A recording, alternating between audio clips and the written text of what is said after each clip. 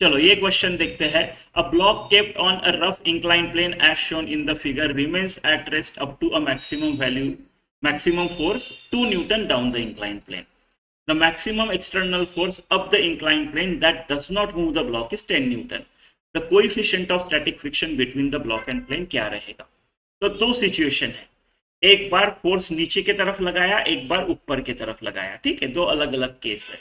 तो पहली केस हमारी ऐसी है, ठीक है, एम जी साइन थीटा दोनों केस में नीचे की तरफ रहेगा, ठीक है।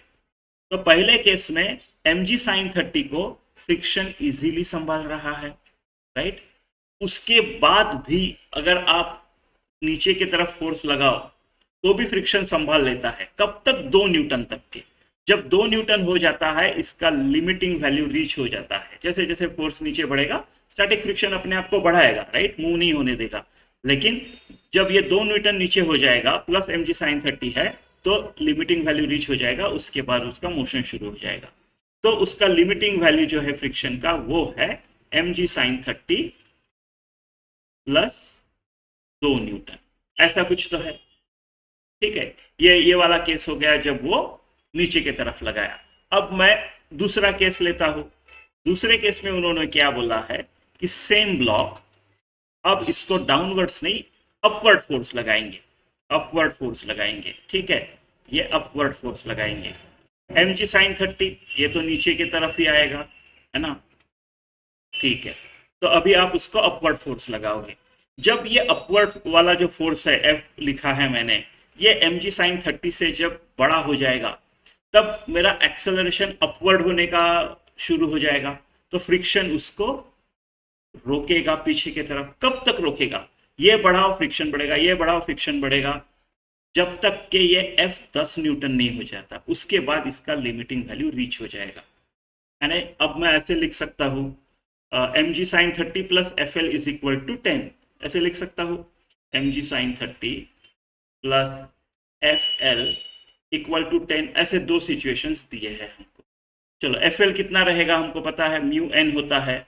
यहाँ पे एम जी कॉस 30 आएगा और एन इसको ये करेगा, और तो कोई है नहीं वर्टिकल डायरेक्शन में कोई फोर्स या कंपोनेंट, तो n equal to m g cos 30।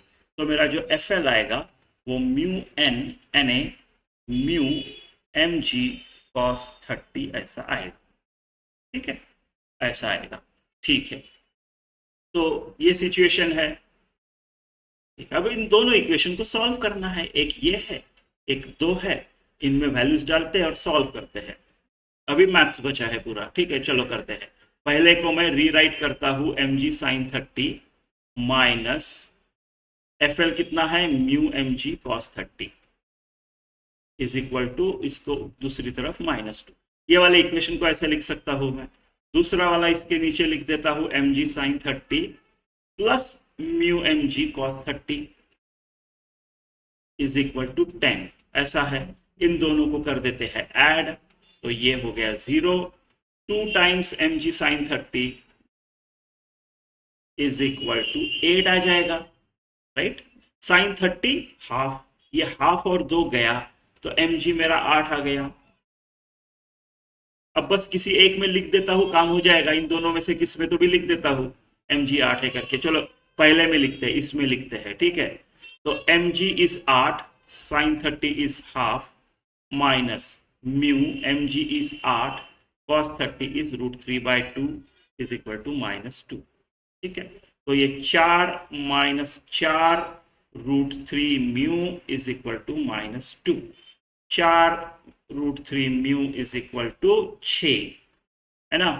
Mu is equal to, ये बचा 2, ये बचे 3, राइट, ये बचा √3, तो √3/2 मेरा ऑप्शन ए होना चाहिए, ठीक है।